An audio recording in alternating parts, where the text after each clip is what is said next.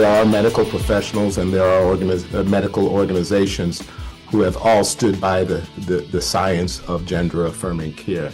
The American Academy of Pediatrics, the American Academy for Child and Adolescent Psychiatry, the American Medical Association, the American Academy of Family Physicians.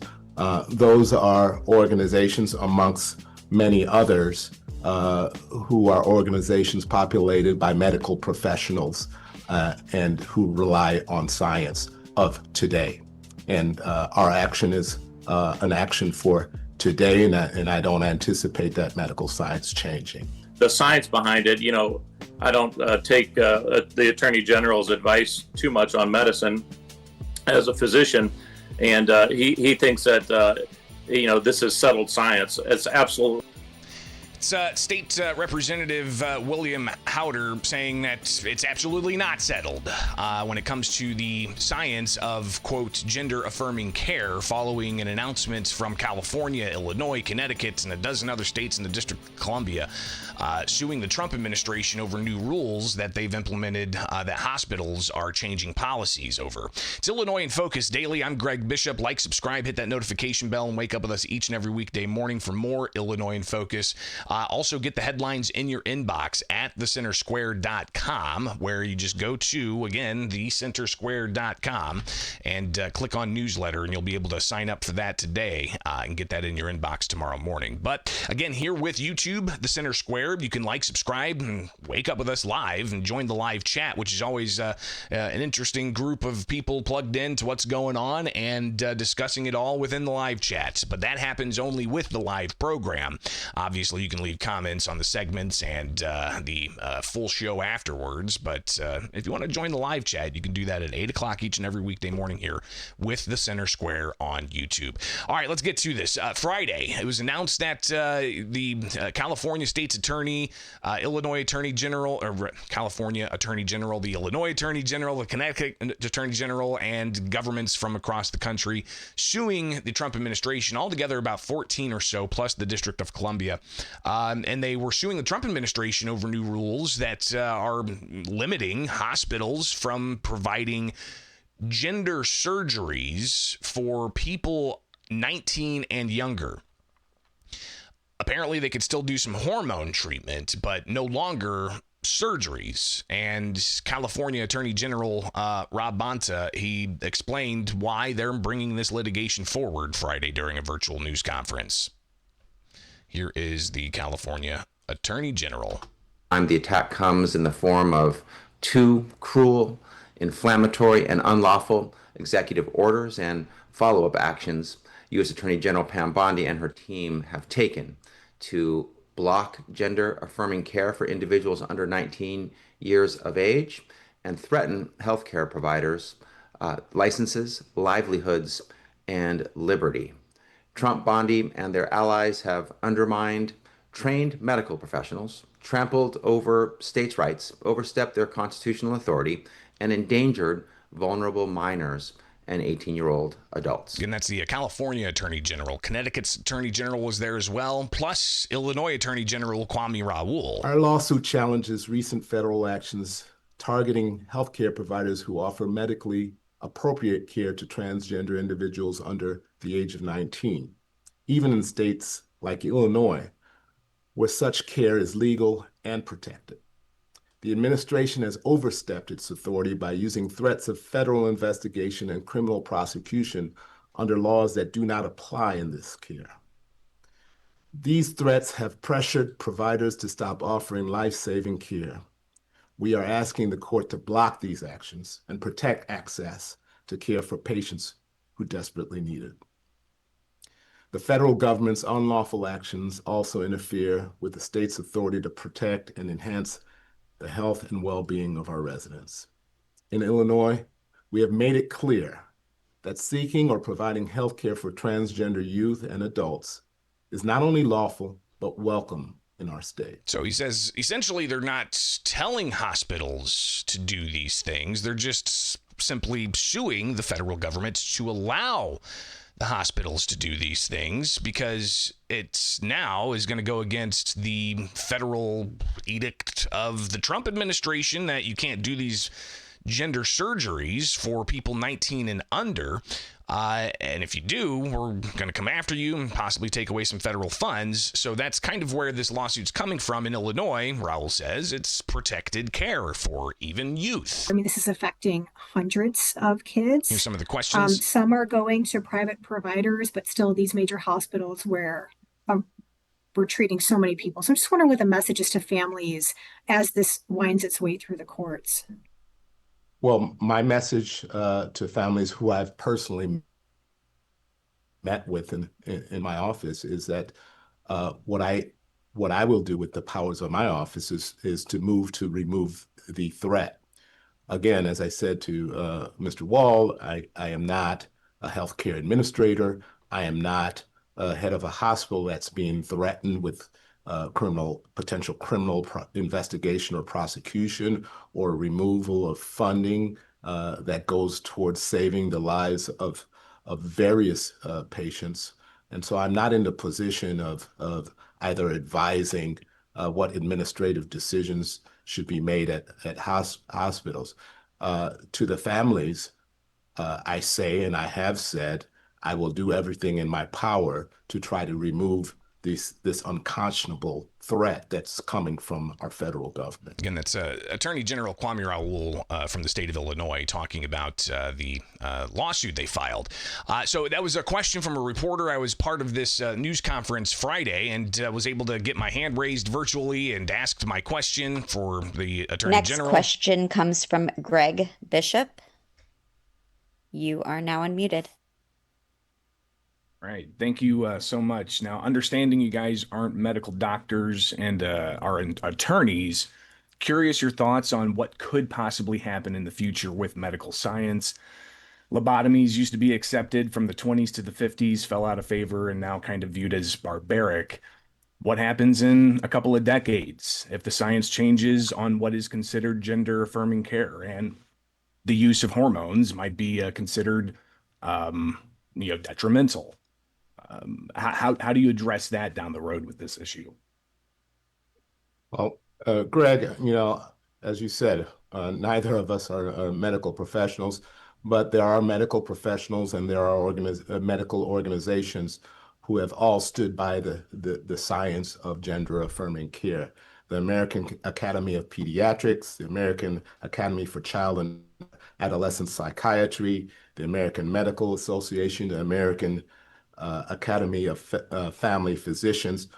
Those are organizations amongst many others who are organizations populated by medical professionals and who rely on science of today.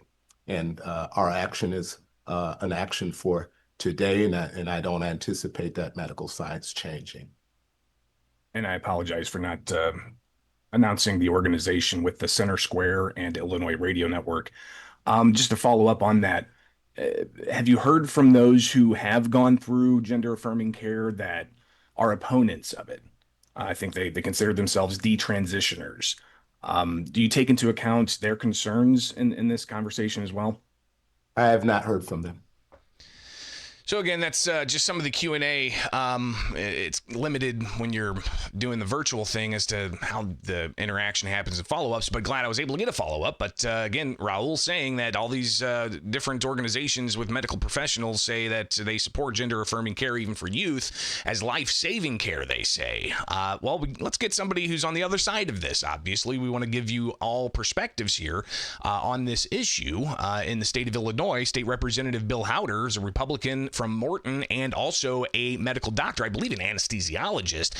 His reaction to what we just heard from Illinois Attorney General Kwame Raoul. This is a conversation I had with Hauter on Friday. Well, that's a lot to digest there. I think it's absolutely a totally weak case. And I think, Greg, you're just looking at a strategy that the Pritzker administration has to be the anti-Trump. And so to be really visible as the anti-Trump, whether it be DEI, whether it be immigrant health care, and now on this child transitioning, which is, I think, and I've been strongly opposed to, and you may know this, on the House floor, in my communities, in my community schools, and in medicine. I've been very, very opposed to what I call medical child abuse, and that is gender transitioning, confused and hurting kids, basically emotionally blackmailing parents, telling them that would they rather have a dead child, or that's a girl, or a alive child who's a boy, who's transitioned to a boy. I mean, it's just emotional blackmail, and the science behind it. I don't take the Attorney General's advice too much on medicine as a physician, and he thinks that this is settled science. It's absolutely not. I'm a part of the Do No Harm in medicine group, and there is no settled science on this gender transitioning and medically and surgically mutilating children. Again, that's State Representative Bill Hauter, also reacting a little bit more about Raoul saying that he doesn't anticipate the science changing anytime soon when it comes to the support for gender-affirming care, as Raoul calls it, but Hauter calls it gender-denying care. I think it's willfully, ignorant of what's out there in medicine. They're part of an ideology. And this ideology, they cannot give up their argument, because what if they did? I mean, if they did give up the argument, then they would be admitting that they've done the worst thing that they could possibly do. They've mutilated children. They've sterilized children. They've made children have a lifetime of regret of what they've done, and so they can't stop arguing that their point is valid. So more about the hospitals. You've got UI Health that announced they are actually going to cease doing certain types of surgeries on children under the age of 19, in line with what the Trump administration announced, and the gender affirming issue. More from Hauter about the possibility that hormones are still going to be used. Yeah, and in some cases irreversible, and you're sterilized for the rest of your life. I mean, these children, we do not know, and we're just now seeing the detransitioners that are out there. And in medicine, the first principle we have is do no harm. And I mentioned the do no harm group in medicine that I'm a part of. There's no settled science on this. And if they try to say that there is, they're picking and choosing the studies that they want to use. These can be irreversible hormones, and we don't know what's out there. There's so many detransitioners we're hearing about. In no way is the evidence proving that this is beneficial to children. And I think that's really where it comes down to, right? Is adults can do what they want, but the Republicans are like, when it comes to children, and apparently the Trump administration up to 19, you have the issue of not doing such drastic procedures, and some hormones can really do interesting things to the body, and as Hauter, a medical doctor, says, could be irreversible. So hospitals taking the Trump administration's cue, and across the state, they've announced that they are no longer going to be doing surgeries for people under the age of 19 under the umbrella of gender-affirming care. Here's Hauter responding to that. Well, it's gender-denying care, really, when you actually look at the facts. And again, I think that these hospitals in Illinois that were doing surgical procedures, like Lurie was doing, they said they weren't doing bottom surgeries, but they were doing top surgeries. So, I mean, just think of that, Greg. They were amputating breasts of healthy girls that were no longer in the future going to be able to breastfeed their child, or to be maybe they would want to be fully a woman, and just to have that as part of your ideology, it's just absolutely stunning to me. Again, Hauter discussing the issue of hospitals now, announcing that they're no longer going to be doing the surgeries for 19 and under, and Hauter also comes to the point of saying that a lot of these lawsuits, because one thing that Rob Bonta said is this was like the 35th lawsuit in 25 days, and they're dipping into resources to take probably $10 million out of state funds in California to pay for these lawsuits and whatnot. Illinois has got the same thing. Illinois increased the budget for the Illinois Attorney General in anticipation of all these lawsuits that Illinois is getting involved in. Hauter says this is really just seemed to be all about politics than actual accountability in the courts. Yeah, I mean, they're wasting money to be the anti-Trump presidential candidate, and the attorney general's all part of this. I don't know I don't know anyone who actually puts a lot of faith into the attorney general at this point. I mean, he's the White Sox of attorney generals.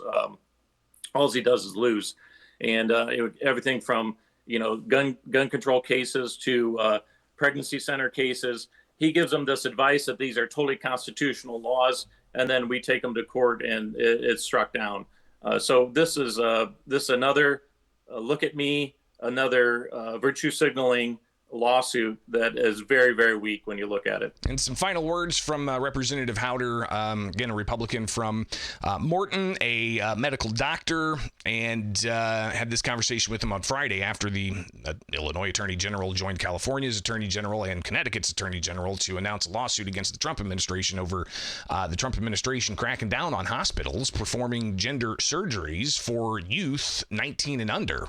Yeah, I think that his case again is extremely weak. He's saying, the Trump administration should not be so coercive to our hospitals, and it shouldn't make providers feel bad about providing this gender denying care.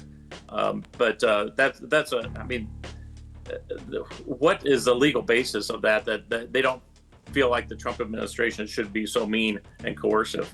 I mean, the federal government is allowed to say, here's the guidance we have on interpretations of law, interpretations of Title IX, and even funding of Medicare and Medicaid.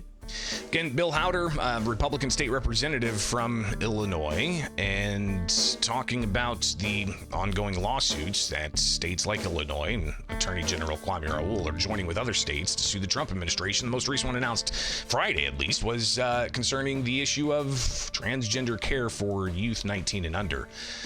All right, that's all I got for you on that segment. Keeping you posted. It's right here each and every weekday morning with Illinois in Focus Daily.